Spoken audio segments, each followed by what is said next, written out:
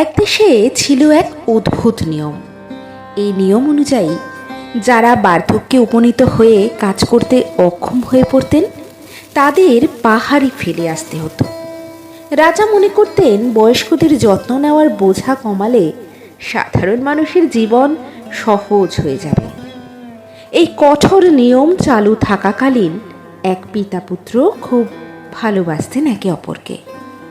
সময় গড়িয়ে গেল, পিতার বয়স হয়ে গেল, তিনি আর কাজ করতে পারতেন না। দেশের নিয়ম অনুযায়ী ছেলেকে বাধ্য হয়ে তাকে পাহাড়ে ফেলে আসতে হবে, কিন্তু বাবাকে ছেড়ে থাকতে পারার কথা ছেলে ভাবতেই পারছিল না। তবু শাস্তির ভয়ে সে বাবাকে কাঁধে নিয়ে পাহাড়ের দিকে রওনা দিল। পাহাড়ের চূড়ায় পৌঁছে তার মন কেঁদে উঠল। শেষ পর্যন্ত বাবাকে সেখানে রেখে আসতে পারল না। সে তাকে সঙ্গে নিয়ে ফিরে এলো এবং বাড়ির পেছনে লুকিয়ে রাখল।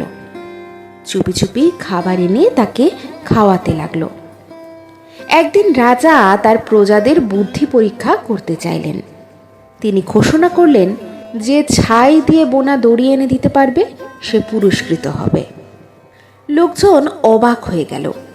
ছাই দিয়ে কি কখনো দড়ি তৈরি করা সম্ভব? ছেলেও এই ধাঁধার কথা শুনে বাবাকে বলল। বাবা বললেন, একটা দড়ি নিয়ে বড় পাত্রে পেঁচিয়ে রাখো, তারপর সেটা জ্বালিয়ে দাও। ছেলে বাবার কথা মতো কাজ করলো। দড়ি পুড়ে গেল, কিন্তু তার ছাই ঠিক আগের মতো দড়ির আকারেই থেকে গেল। সে এটি রাজাকে দেখালো এবং পুরস্কার জিতল। 1 মাস পর রাজা দ্বিতীয় পরীক্ষার আয়োজন করলেন।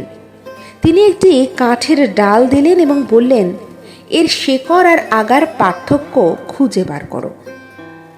ডালের দুপ্রান্ত দেখতে একই রকম ছিল, তাই কেউই এর উত্তর খুঁজে পেল না। ছেলে কাঠের ডালটি বাড়িতে এনে বাবাকে দেখালো। বাবা বললেন, ডালটি পানিতে রাখো, যেটি বেশি ডুবে যাবে সেটি গোড়া, আর যেটি ভেসে থাকবে সেটা আগা। ছেলে বাবার উপদেশ মতো কাজ করলো এবং রাজাকে দেখিয়ে আবারও পুরস্কার জিতল। এরপর রাজা আরও একটি কঠিন ধাঁধা দিলেন। তিনি বললেন, একটি ঢোল তৈরি করো যা কোনো আঘাত ছাড়াই শব্দ করবে। সবার মাথা ঘুরে গেল, কেউই এমন ঢোল বানানোর উপায় খুঁজে পেল না। ছেলে আবার বাবার শরণাপন্ন হলো। বাবা বললেন, ঢোল তৈরি করো আর তার ভেতরে একটি মৌমাছির চাক রাখো।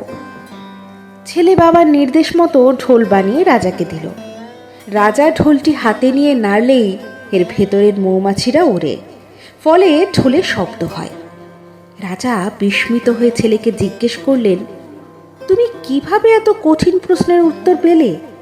অভিজ্ঞতার মূল্য, ছেলে বলল। রাজামশাই, আমার নিজের কোনো অভিজ্ঞতা নেই, আমার বৃদ্ধ বাবাই সব উত্তর দিয়েছিলেন। ছেলের কথা শুনে রাজা খুবই নরম হয়ে গেলেন। তিনি উপলব্ধি করলেন, জীবনের কঠিন সমস্যার সমাধান বের করতে অভিজ্ঞতা সবচেয়ে মূল্যবান। রাজা সঙ্গে সঙ্গে ঘোষণা করলেন, আজ থেকে আর কোনো বৃদ্ধকে পাহাড়ে ফেলে আসতে হবে না। এরপর থেকে সকল বৃদ্ধ বৃদ্ধারা পরিবারের সঙ্গেই আনন্দে থাকতে লাগলেন। মূল্যবান শিক্ষা। বিনা আঘাতে শব্দ করা ঢোলের কাহিনী আমাদের শেখায় অভিজ্ঞতা অমূল্য।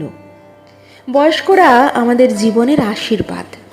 তাদের যত্ন নেওয়া আমাদের দায়িত্বই নয়, বরং এটা আমাদের সৌভাগ্য। একজন মা গর্ভ থেকে জন্ম দেন, আর বাবা নিজের কাঁধে তুলে মানুষ করেন। তারা জীবন্ত ঈশ্বর।